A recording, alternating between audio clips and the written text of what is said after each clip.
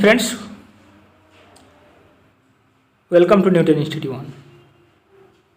दोस्तों, इस वीडियो में एनटीपीसी के 25 क्वेश्चंस लेकर के आए हैं, जो कि एक आधो क्वेश्चन बिल्कुल इजी होंगे और एक आधो आपने देखा भी नहीं होगा। तो चलिए क्वेश्चन शुरू करते हैं। टाइम वेस्ट ना करते हुए पढ़ाई पे ज़्यादा फोकस कीजिए, क्वेश्चन को नोट करते चलिए। क्वेश्चन नंबर 1 से शुरू करते हैं कि बांग्लादेश में गंगा नदी को क्या कहा जाता है। बांग्लादेश में गंगा नदी को क्या कहा जाता है? जमुना, यमुना, पद्मा, कृष्णा। तो इसका राइट आंसर हो जाएगा पद्मा।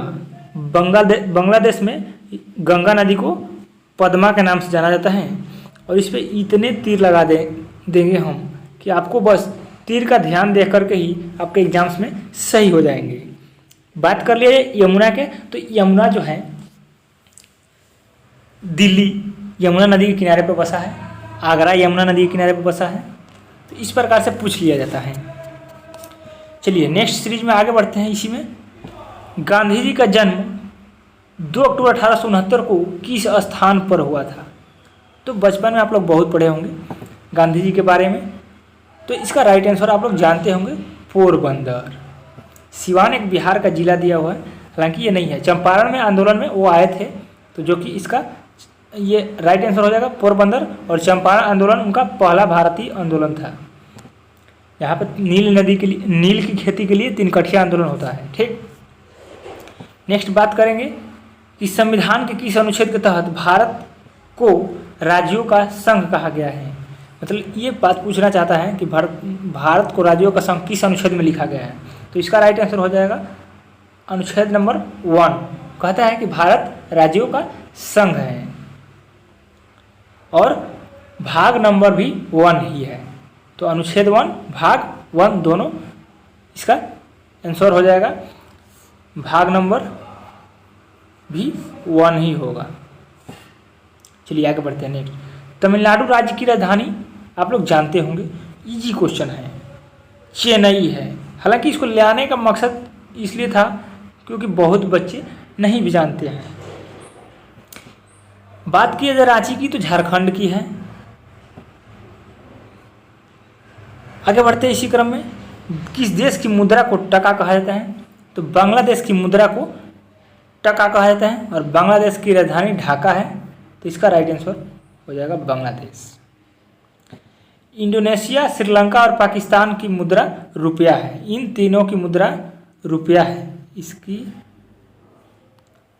और इसकी, इन तीनों की मुद्रा रुपया है। फलों का अध्ययन पोमोलॉजी कहलाता है। क्या कहलाता है? फलों का अध्ययन पोमोलॉजी कहलाता है। तो इसका राइट आंसर हो जाएगा ए नंबर, फलों का अध्ययन पोमोलॉजी। बात करें पीसी कल्चर की, पहले इसका राइट आंसर के लिए तीर लगा देते हैं ताकि आपको याद हो जाए। फलों का अध्ययन पोमोलॉजी।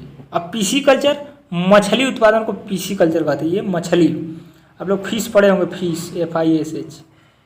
मछली उत्पादन को पीसी कल्चर। हॉर्टिकल्चर बागवानी को कहते हैं, ये बागवानी के लिए है। और एपी कल्चर अंगूर की खेती के लिए। बीटी कल्चर अंगूर की खेती के लिए होता है। और एपी कल्चर, कमेंट में बताइएगा, थोड़ा हमें मिस कर रहा हूँ इसको। भाखड़ा नंगल बांध किस नदी पर बनाई गई है? तो भाखड़ा नंगल बांध सतलज नदी पर बनाई गई है। इसका राइट आंसर सी हो जाएगा। चेनाब नदी पर बलगिहार परियोजना चलती है सब। सिंधु नदी पर सिंधु समझौता होता है भारत पाकिस्तान का भी 1960 में। तो ये भी क्वेश्चन पूछा जा सकता है कि भारत पाकिस्तान का समझौता, सिंधु समझौता कब होता है? तो 1960 में। आगे बात करेंगे, जय संहिता किस ग्रंथ का प्राचीन नाम है?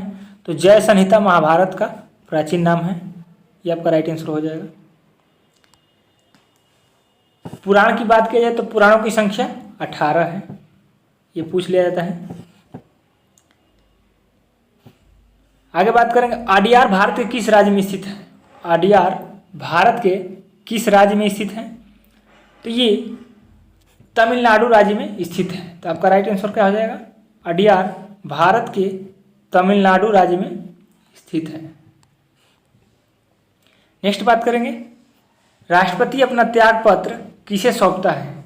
तो राष्ट्रपति अपना त्याग पत्र उपराष्ट्रपति को सौंपता है। तो इसका राइट आंसर 10 का बी हो जाएगा। आगे इसी क्रम में बात करेंगे हम कि दिल्ली चलो का नारा किसने दिया था। दिल्ली चलो का नारा किसने दिया था। तो दिल्ली चलो का नारा सुभाष चंद्र बोस ने दिया था। आप लोग बहुत बार पढ़े भी होंगे। तो इसका राइट आंसर हो जाएगा सुभाष चंद्र बोस। महात्मा गांधी ने किस नारा को दिया था। तो महात्मा गांधी ने करो या मरो का नारा दिया था।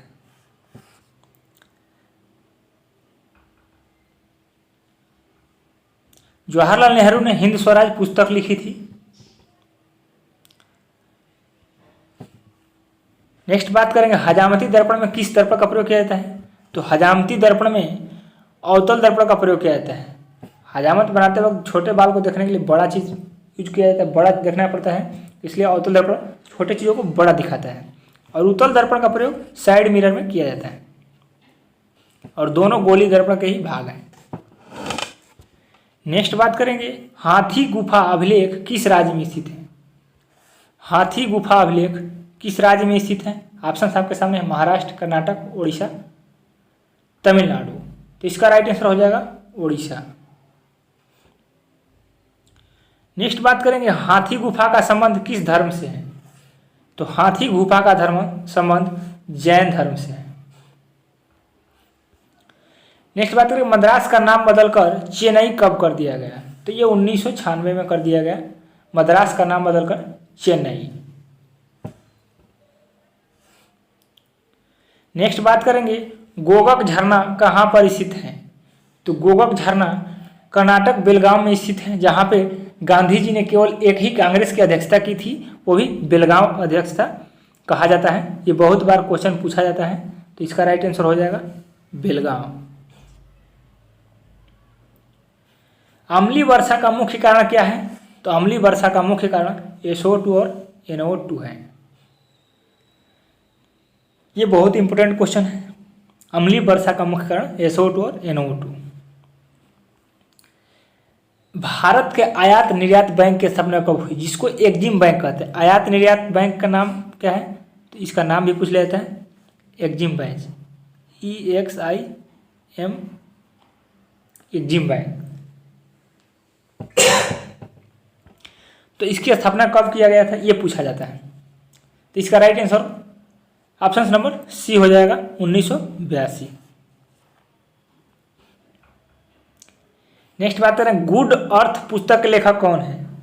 तो गुड अर्थ पुस्तक के लेखक है Pearl S Buck. Pearl S Buck Good Earth पुस्तक राइटर पर्ल एस बक है। इसी क्रम में आगे बढ़ते हैं। गुड अर्थ, अच्छा गुड अर्थ तो बता ही दिए। अकबर का राजस्व मंत्री कौन था। अकबर का राजस्व मंत्री कौन था। ऑप्शन आपके सामने दिया है भवभूत, टोडरमल, बीरबल, अशोक घोष। तो देखिए बीरबल भी मंत्री था, लेकिन राजस्व मंत्री पैसा रुपये वाला ये टोडरमल था। ज़्यादा सलाह देने वाला बीरबल था, लेकिन उसका राजस्व मंत्री टोडरमल था। आगे बढ़ते हैं। हेमेटाइट किसका अयस्क है। तो हेमेटाइट लोहे का अयस्क है। आप लोग बहुत बार पढ़े होंगे। हेमेटाइट लोहे का अयस्क है। इसी क्रम में आगे बढ़ते हैं। संविधान सभा का गठन किस मिशन योजना के तहत किया गया। तो देखिए कैबिनेट मिशन जब आता है 9 दिसंबर 1946 को भारत में, तभी संविधान का निर्माण शुरू होता है। और 9 दिसंबर 1946 से शुरू होता है और 2 वर्ष 11 माह 18 दिन लगता है। तो इसका राइट आंसर हो जाएगा कैबिनेट मिशन आने के बाद। तो ये राइट आंसर हो जाएगा 23 का ए नंबर। भारत का प्रथम नागरिक कौन होता है। तो ये होता है राष्ट्रपति। भारत का प्रथम नागरिक राष्ट्रपति होता है। नेक्स्ट लास्ट क्वेश्चन है डेसिमल किसकी मापक इकाई है। तो ये है ध्वनि की।